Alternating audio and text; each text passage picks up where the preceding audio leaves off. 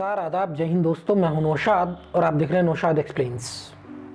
आज हम बात करने वाले हैं द आइडिया ऑफ इंडिया, यानी इंडिया दैट इज भारत होने का अर्थ क्या है, हिंदुस्तान होने का अर्थ क्या है। और हमारे भारत में इतनी सारी डाइवर्सिटीज़ के बावजूद, चाहे वो धर्म के मामले में हो, चाहे वो रीजन के मामले में हो, चाहे वो कास्ट के मामले में हो, चाहे वो भाषाओं के मामले में हो, लैंग्वेजेस के मामले में हो, इतनी कास्ट, इतने रिलीजन, इतने रीजन्स, इतनी लैंग्वेजेस, इन सब के बावजूद, इन डाइवर्सिटीज़ के बावजूद वो ऐसा क्या है जो इंडिया को बांधे हुए है, इसकी इंटेग्रिटी, इसकी यूनिटी को बनाए हुए है, इसकी एकता, इसकी अखंडता को मजबूत किए हुए हैं। वो ऐसे कौन से तत्व है जो इसकी एकता, इसकी अखंडता, इसकी इंटेग्रिटी, इसकी यूनिटी को बना कर रखा हुआ है। जिसने अभी हाल में उत्तराखंड के कोटद्वार में एक अजीब सा इंसिडेंट होता है, जहां एक उन्मादी भीड़ धर्म का नाम लेकर मुस्लिम समुदाय के एक बुजुर्ग और बीमार व्यक्ति को उसी की शॉप पर पहुंचकर उसकी शॉप का नाम बदलने के लिए कहती है।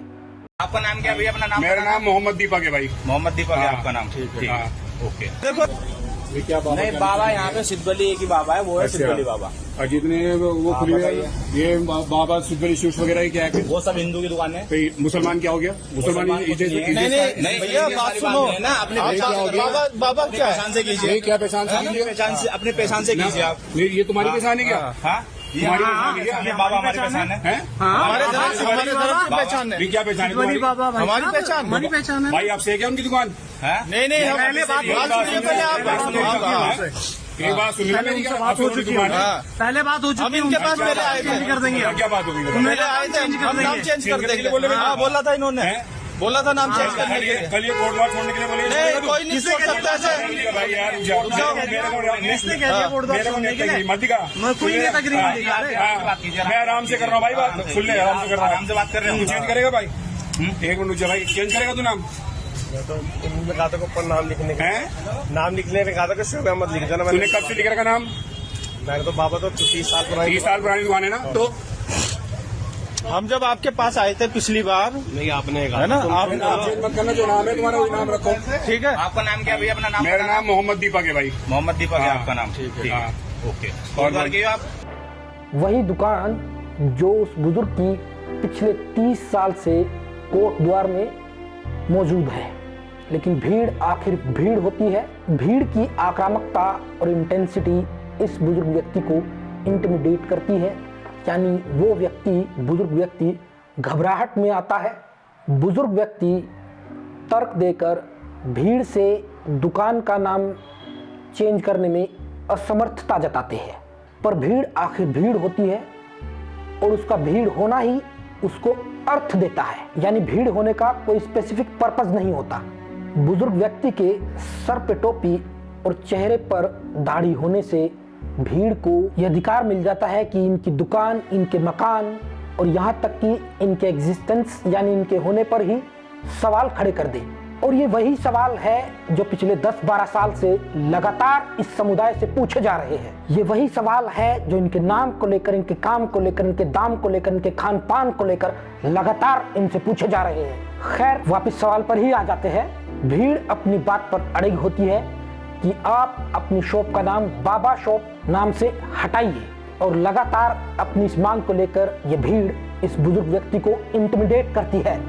इसी गहमा गहमी और बहस के बीच एक व्यक्ति जो पास में अपने दोस्त की दुकान पर बैठा होता है, इस बहस और इस गहमा गहमी को देखकर वो वहां आता है। ये व्यक्ति इंटरवीन करने की कोशिश करता है और बहस काफी इंटेंस हो जाती है। ये नौजवान एक अथॉरिटी और जज्बे के साथ भीड़ को वहां से जाने के लिए कहते हैं। भीड़ इस नौजवान के इस जज्बे और अथॉरिटी को देखकर बैक फुट पर आती है। पर यह भीड़ कोई आम भीड़ नहीं होती है।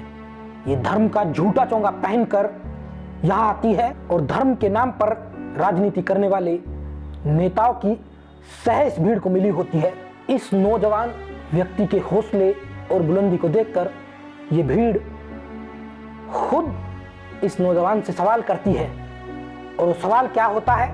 वो सवाल होता है, तुम्हारा नाम क्या है? इसी हौसले और बुलंदी के साथ ये नौजवान जवाब देता है, मेरा नाम मोहम्मद दीपक है। Cut to 1940। Udham Singh England के कोर्ट के कटघरे में मुजरिम के तौर पर खड़े हैं। सामने जज साहब बैठे हैं। जज साहब, तुम्हारा नाम क्या है? उधम सिंह, मेरा नाम राम मोहम्मद सिंह आजाद है। जी हाँ, राम मोहम्मद सिंह आजाद।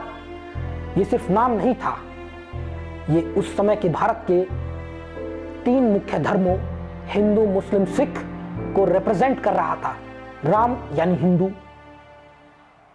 मोहम्मद यानी मुसलमान, सिंह यानी सिख, और आजाद यानी आजादी, फ्रीडम, और जिसका मतलब था मैं भारतीय हूं और करोड़ों हिंदुस्तानियों की आवाज हूं। लगभग 85-86 साल बाद एक भीड़ के पूछे जाने पर उसी तरह का जवाब आता है, मेरा नाम मोहम्मद दीपक है। मेरा मकसद यहाँ दीपक को उधम सिंह से कंपेयर करना या बढ़ा चढ़ाकर बताना नहीं है। सोचिए, 2 अलग अलग दौर के लोग अलग अलग परिस्थितियों में नाम पूछने पर एक सा जवाब देते हैं। 2 अलग टाइम पीरियड, 2 अलग लोग, अलग सर्कमस्टांसेस, लेकिन जवाब एक जैसा। आखिर ऐसा क्यों? इस एक जैसे जवाब का जवाब इसकी रिच और डाइवर्स हिस्ट्री में छिपा है। वही डाइवर्सिटी जिसको आज बैकफुट पर कर दिया गया है। वही डाइवर्सिटी जहां 1857 वॉर ऑफ इंडिपेंडेंस में हिंदू और मुस्लिम इस वॉर का सिंबल मुगल बादशाह बहादुर शाह को चुनते हैं। वही हिस्ट्री जहां मुगल बादशाह द ग्रेट अकबर अपने कोर्ट में महत्वपूर्ण पदों पर कई सारे हिंदुओं को चुनते हैं। वही हिस्ट्री जहां Maratha ruler Chhatrapati Shivaji Hindu Muslim unity को प्रमोट करते हैं और यहां तक कि अपने पर्सनल बॉडीगार्ड तक मुस्लिम रखते हैं। वही हिस्ट्री जहां खुदाई खिदमतगार के खान अब्दुल गफ्फार खान और देश के राष्ट्रपिता महात्मा गांधी हिंदू मुस्लिम एकता पर बल देते हैं। वही हिस्ट्री जहां राम प्रसाद बिस्मिल और अशफाकुल्ला खां हिंदू मुस्लिम यूनिटी को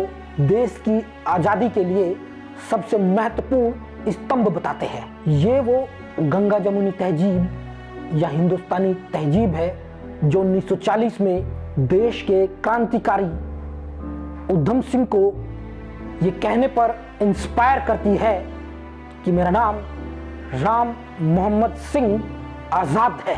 यही वो गंगा जमुनी तहजीब आज के नए भारत में एक उन्मादी भीड़ द्वारा नाम पूछने पर एक आम इंसान को ये कहने पर इंस्पायर करती है कि मेरा नाम मोहम्मद दीपक है। यही वो दीपक है जो इस घनघोर अंधेरे में चिराग बन के जला है और लोगों को इस भ्रमित होते समाज में राह दिखाने की कोशिश करता है। आशा है आप सभी लोग अपने अपने नाम का चिराग लेकर मजहबी, जातिवादी, क्षेत्रवादी, भाषावादी अंधेरों को लांघकर द आइडिया ऑफ इंडिया, भारतीय होने, हिंदुस्तानी होने की रोशनी जलाएंगे। अंत में कुछ लाइन्स है जो शायद आज के यूथ को इंस्पायर कर दे। उधम सिंह की तरह या एक आम आदमी दीपक की तरह अपनी खुद की रोशनियां बनकर चलो तुम। पता है अंधेरे हैं बहुत गहरे, पर उनसे ना